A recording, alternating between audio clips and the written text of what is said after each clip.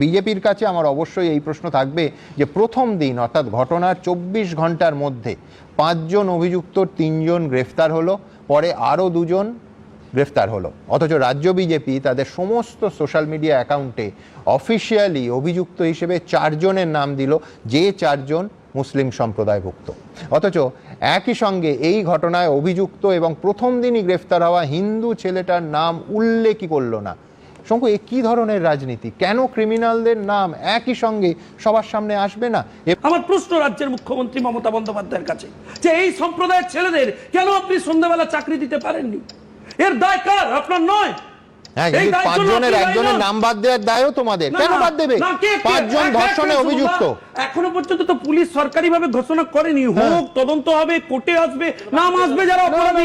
আমাদের কোনো ইন্টেনশন নেই। তাহলে বাকি ৪ জনের নাম কি করে দিলে? এটা অফিশিয়াল অ্যাকাউন্ট দলে। শুনুন না, একজন মহিলা উল্টো কথাটা বলি, যদি সম্প্রদায়টা উল্টে যেত তোমরা নামবে না? কি বলছেন? বিরোধী দলের কাছে আমার তো প্রত্যাশা যে মেয়েটি হিন্দু হোক, মুসলমান হোক, খ্রিস্টান হোক, শিখ হোক, ঝাঁপিয়ে পড়বে তো তোমরা।